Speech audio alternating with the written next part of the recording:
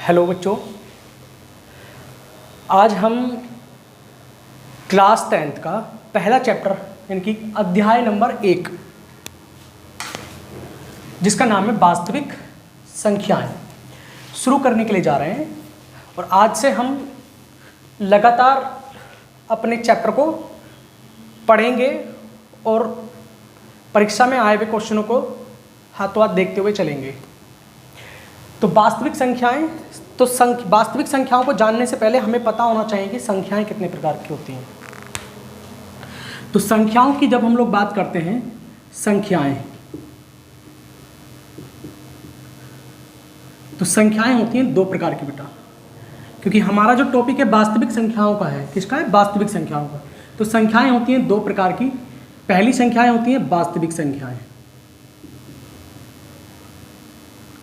वास्तविक संख्याएं, और दूसरे नंबर पे होती हैं काल्पनिक संख्याएं,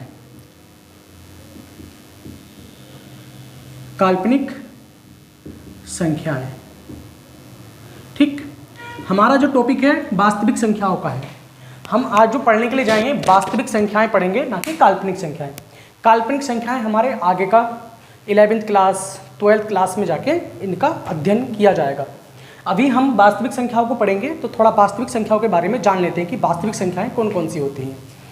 तो जैसे पहली वास्तविक संख्याओं के अंदर हम लोग बात करते हैं, पहली वास्तविक संख्या आती है प्राकृत संख्या। प्राकृत संख्या, तो ये प्राकृत संख्या क्या होती है? गिनती करने के लिए जिन संख्याओं का प्रयोग करते हैं उन संख्याओं को प्राकृत संख्या कहते हैं। कहने का मतलब ये है बच्चों, जिन संख्याओं का हम लोग गिनती करने के लिए इस्तेमाल करते हैं। जैसे मान लिया कि मैंने अभी आपसे बोला पेड़ पर 10 चिड़िया बैठी हैं, तो 10 चिड़ियों का मतलब हमने उनकी गिनती करी, तो हम लोग गिनती करके बता रहे हैं। जैसे हमने अभी 5 आम टोकरी में है, तो हम गिनती करके बता रहे हैं उनकी।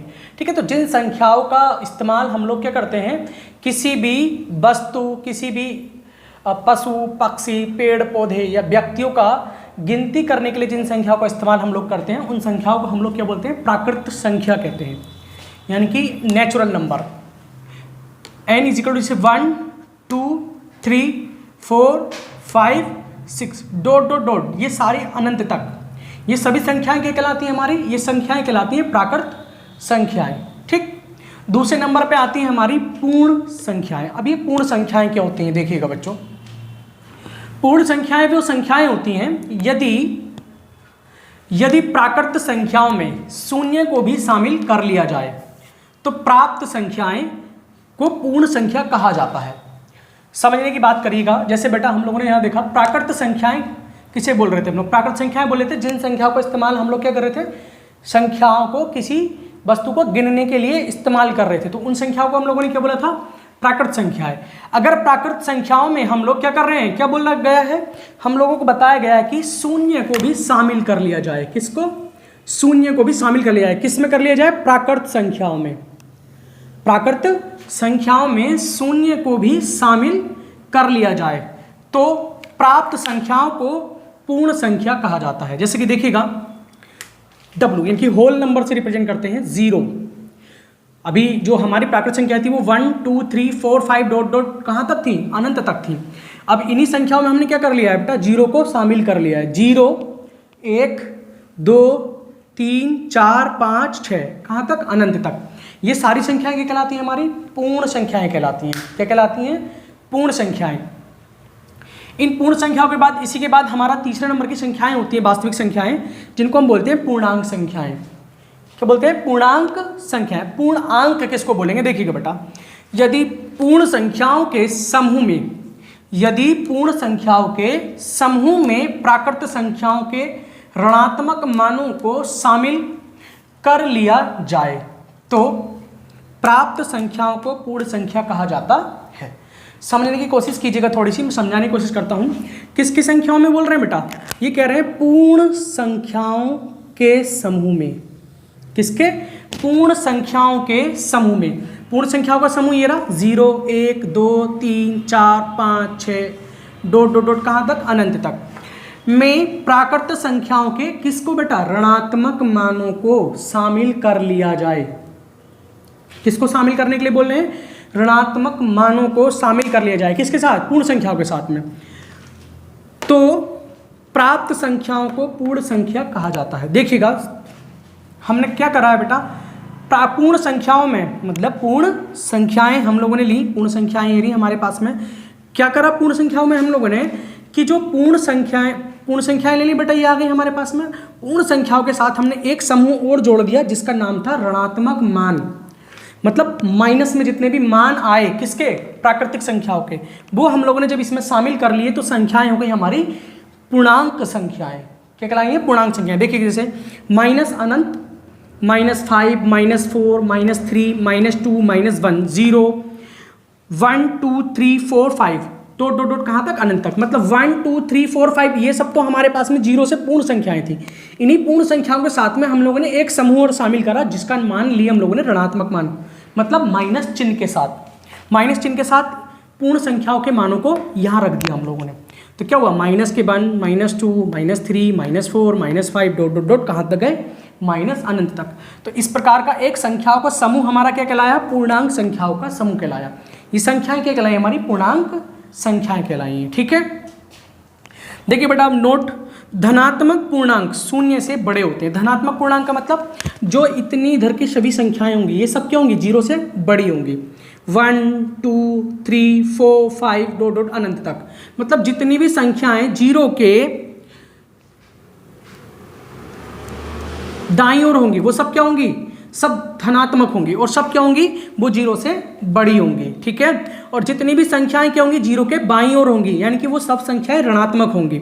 और ऋणात्मक मान को क्या बताया हम लोगों ने? ऋणात्मक पूर्णांक शून्य से छोटे होते हैं। ये सभी मान क्या होंगे? शून्य से छोटे होंगे, जैसे कि मैंने दिखाया भी है। -1, -2, -3, -4 dot dot dot minus Anant is less than, मतलब छोटा है किससे? 0 से। तो जब भी हम लोग पूर्णांक संख्याओं को देखेंगे तो पूर्णांक संख्याओं में हमें क्या मिलेगा? माइनस के साथ में 0 को भी शामिल कर लिया जाएगा और धनात्मक साइन के साथ भी क्या होंगी? हमारी संख्याएं लिखी भी होंगी। उन संख्याओं को बोला जाएगा पूर्णांक संख्याएं। ठीक है, और हमें पता चल गया है कि धनात्मक पूर्णांक क्या होगा? धनात्मक पूर्णांक का मतलब जैसे ये जिनके साथ में धनात्मक साइन होगा, यानी प्लस का साइन होगा, जैसे +1, +2, +3, +4 डॉट डॉट डॉट कहाँ तक? अनंत तक। प्लस साइन हम कभी भी हम संख्याओं के साथ नहीं लगाते बेटा। ठीक है, प्लस साइन क्या होता है? किसी भी संख्या के साथ हम लोग नहीं लगाते हैं। और ये सभी संख्याएं क्या है? 0 से बड़ी है, इज ग्रेटर देन 0। ये सभी संख्याएं क्या है? 0 से बड़ी है। इसका मुंह किधर खुला हुआ है? इन संख्याओं की ओर। तो ये संख्याएं क्या हो गई? 0 से बड़ी हो गई हैं। तो जितनी भी धनात्मक संख्याएं होंगी, यानी कि ये सभी क्या है? धनात्मक संख्याएं हैं, ये सब बड़ी होंगी। और ये क्या है? ऋणात्मक पूर्ण शून्य से छोटे होते हैं। तो जितने भी ऋणात्मक पूर्णांक होंगे, मतलब 0 के बाईं ओर जितनी भी संख्याएं होंगी वो सब क्या होंगी? माइनस चिन्ह के साथ होंगी और वो 0 से क्या होंगी? छोटी होंगी। जैसे कि मैं अगर आपसे पूछना चाहूँ बेटा, -5 और 0 में कौन सी संख्या बड़ी है? -5 बड़ी है कि 0 बड़ा है? तो क्या बड़ा है हमारे पास में? हमें पता है कि 0 जो है वो क्या है? -5 से बड़ा है। -4 भी क्या होगा बेटा? 0 से बड़ा। मतलब जितनी भी संख्याएं ऋणात्मक होती हैं वो सब 0 से क्या होती हैं? बड़ी होती है बेटा। और जितनी भी संख्याएं क्या होती हैं बेटा? सब धनात्मक संख्याएं होती है। जैसे 5 ये क्या होगा बेटा? ये बड़ा होगा किससे? 0 से। जैसे 4 ये भी क्या होगा बेटा? 0 से बड़ा होगा। तो कहने का मतलब है जितनी भी संख्याएं धनात्मक होती हैं वो सब क्या होती हैं? 0 से बड़ी होती हैं। और जितनी भी संख्याएं ऋणात्मक होती हैं वो सब क्या होती हैं? 0 से छोटी होती हैं। ठीक है, तो यहां तक समझ में आ गया होगा।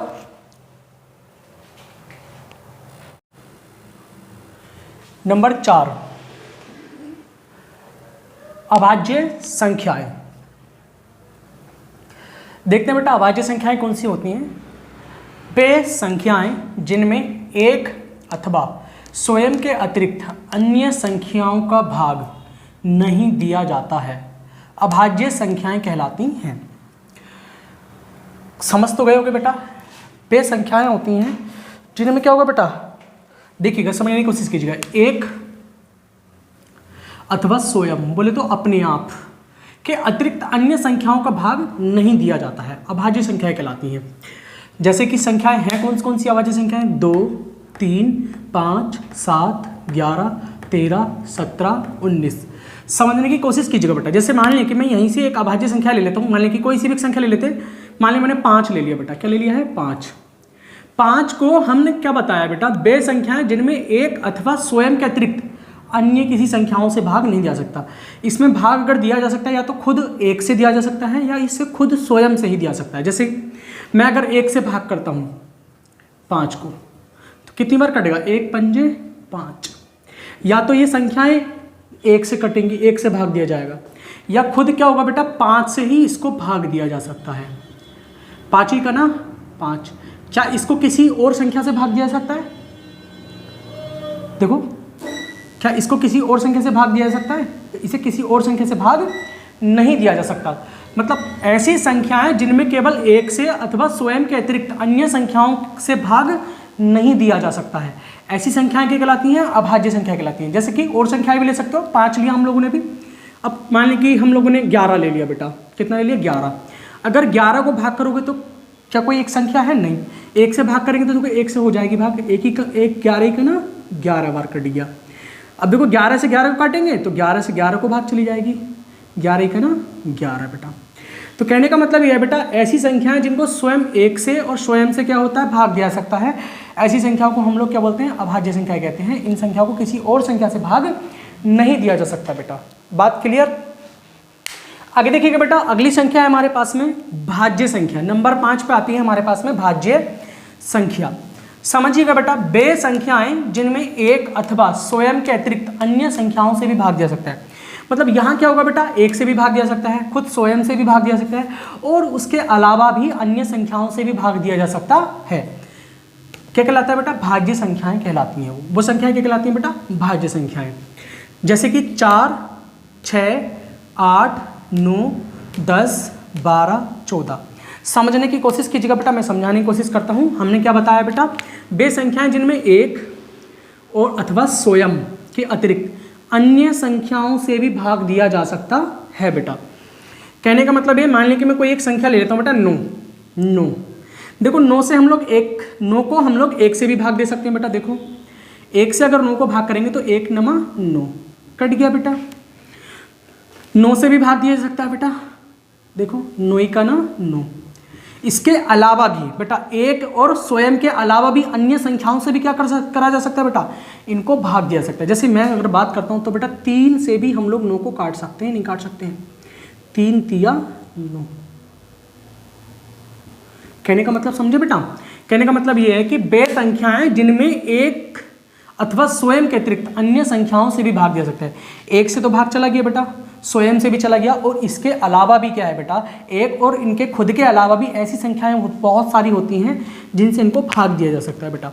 जैसे कि 12 को ले लीजिएगा बेटा एक बार। देखो 12 को क्या करेंगे हम लोग बेटा, 12 एक संख्या ले ली हम लोगों ने, इसको 1 से भी काट सकते हैं।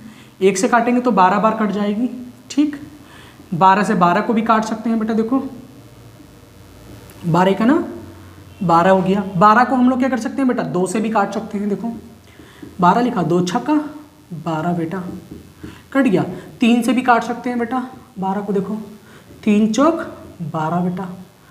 4 से भी काट सकते हैं बेटा, 4 तिया 12 बेटा।